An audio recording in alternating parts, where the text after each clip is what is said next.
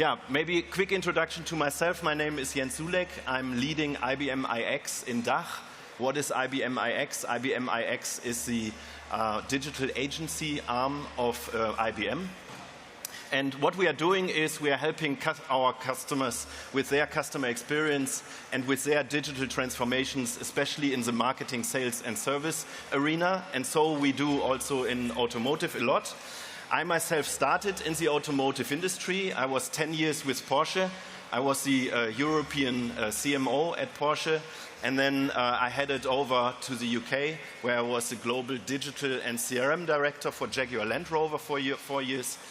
And now I switched into consulting. So in other words, you could say I also sold a couple of cars in my life. And now I have the opportunity to help others to boost their sales. Today we are going to explore how that is possible on TikTok and what to do and maybe also what not to do. And I have two guests with me, David and Björn. Before I introduce them to you, a couple of facts on TikTok. First fact that I really found interesting, active users on TikTok spend 90 minutes on the platform daily. Second really interesting fact is the fastest growing group of people are the 35 to 45 years old. So it's not all Generation Z, it's also relevant in the more mature target groups. And the third fact, which is super important for this audience here, automotive is a trending topic with 400 billion views on TikTok of automotive content. So TikTok cannot be ignored. You as an OEM, you as a marketer do have to think about it, and that is exactly what also Smart did together with TikTok. So with me, I have David Roland from TikTok and Björn Schick from Smart. Thank you very much for coming.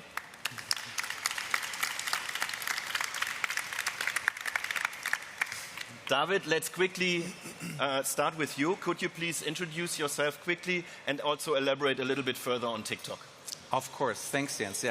I'm David, head of brand TikTok. So together with the industry teams, we are supporting brands and advertisers, hopefully being successful on TikTok with their media marketing and communication strategies. So you could say I'm getting paid for watching TikToks, slightly a bit more. But and of course, we are really glad to be entertainment partner of IAA because that's our core. We are an entertainment platform. We are not a social platform. And we drive short video content, inspire and creativity and bring joy, hopefully. And that also, of course, is relevant for automotive because automotive is one of the highest ranking categories that we have. And many, I would say almost all OEMs are active, and we are really proud of that. Super fascinating. But what would you say are the best brands on TikTok doing? Well, best is, of course, a difficult frame because it's always depending on the perspective. But I would say the most successful brands on TikTok, they put authenticity first. They create entertaining stories. And they also create content that is connected to the DNA of TikTok, which is actually trends, which is sound, which is music. So I think that's important. And then to create a sense of belonging, really have this community thought. That's important, and to find your own tone and your own voice, as, for instance, Smart did. Thank you very much, David. Now let's move to Smart. Björn, could you also introduce yourself, the new Smart, and also the #1 and #3 to us? For sure. Hello, first of all, and thanks for having me in that round. Very nice. You said it perfectly right. Let me introduce the new Smart to you, and maybe the first questions marks are coming up for all of you. I started 3 years as one of the first employees at Smart, and maybe you think, hey, what's wrong with that guy? Because we are celebrating our 25 years anniversary. But a new company, Smart, as a joint venture with Geely and Smart, been established 3 years ago. And my first task was to reposition a brand that is very iconic for two-seater into a bigger sized car brand with premium products. And this is what we are. We celebrated the 25 years anniversary this year at the IAA, and we also brought up the second car in our lineup, the hashtag 3. And today we're talking what we did with the hashtag 1 and maybe also looking forward to the hashtag 3. And Björn, how does TikTok now fit into your communications strategy? Yeah. As most of you know, smart always was a bit outstanding. The old smart brand attitude was rebellious. The new attitude is being unconventional. And for us, a brand being a love brand as smart is very important to have a partner like TikTok, to have a media platform. And as you just said, it's not a social platform, it's an entertaining platform. And to really emphasize on that brand attitudes and being seen as a new brand, for us TikTok is a very adequate platform. For us, it is on the one hand brand, and on the other hand it's measurability.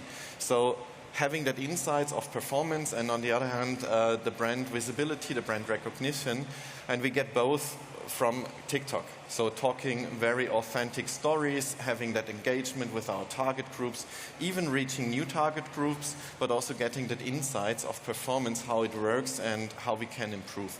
And this is for us the reason why we decided to go first of all digital first, not doing traditional advertising formats like TV or out of home in a traditional way, but really getting into that world of TikTok as an adequate alternative to traditional TVCs.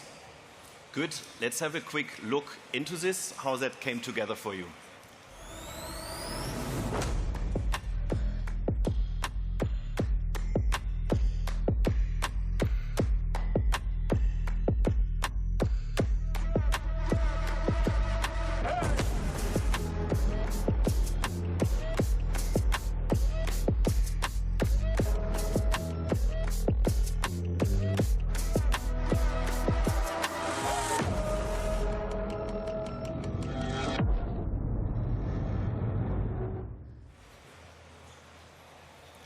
Good.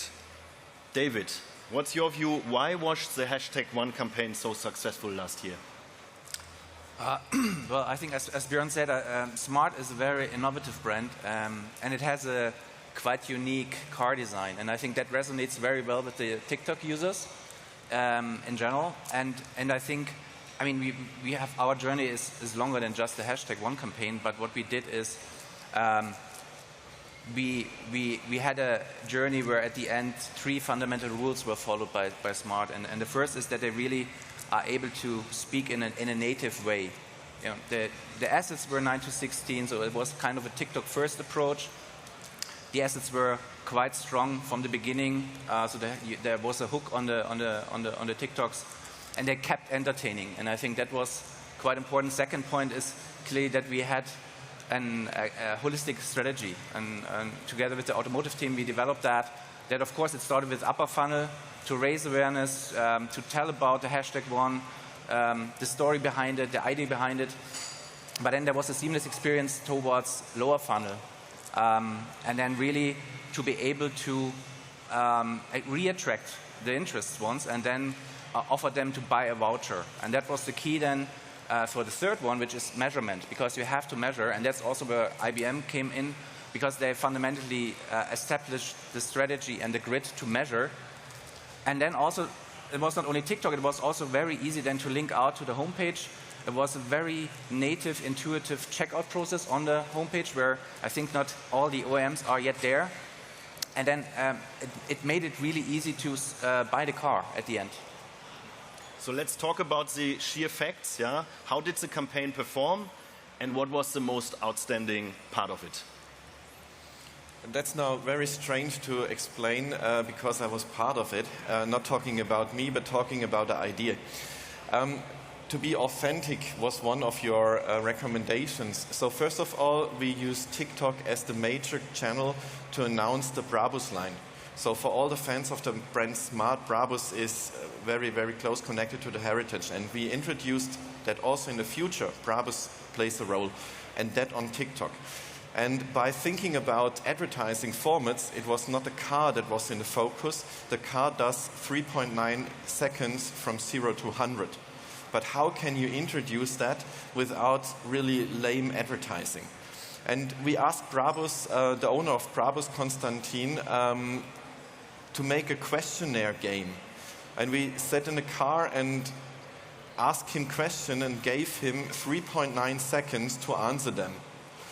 And it worked out that it was quite fun. And this authentic piece of movie introduced very much with the narrative of 3.9, a thrill, but then having an entertaining story worked out pretty well. And we had 21 million impressions and 90,000 likes, and it was not planned.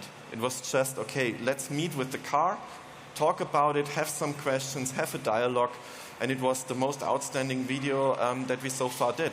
And the recipe is just following what the target group is really interested in, and then transport the message that you want to transport in that easy, entertaining way. So it was not a script, and we perfectly know it works. It was try and error, and here it was successfully working out. I would say awareness is awareness, and likes are likes. That's great, yeah. But how do you then ultimately sell cars on your platform? Can you maybe share a little bit more of your secret sauce with us? Yeah, as David already said, so the new Smart is going completely e-commerce, digital first. We have a strong network with our Mercedes-Benz dealers, but we are getting the leads mainly via digital channels. And with the TikTok link out, so addressing target groups there, link it out to our journey, to our digital to consumer. That means they directly can buy cars online. And we also found out that their willingness is there. So people indeed are buying cars online, especially when you don't have to pay 40K.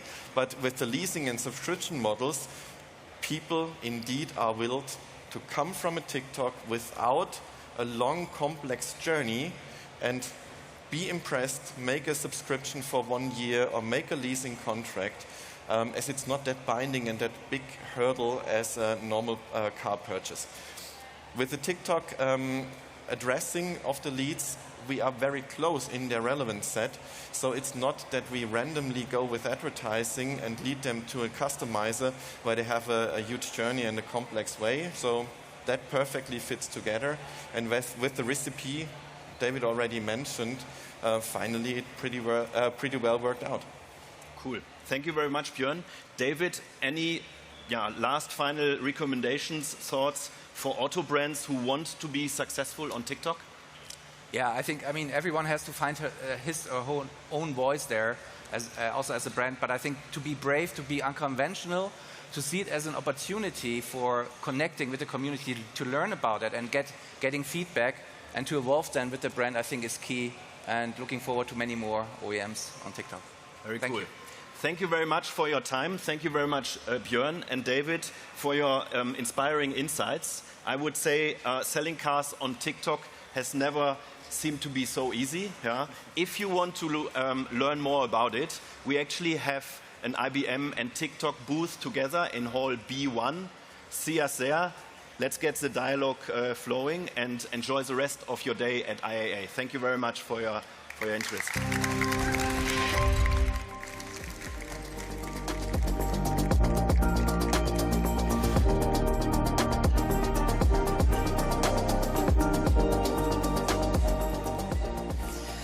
Thank you very much to Jens, Björn and David for this dynamic session. The automotive industry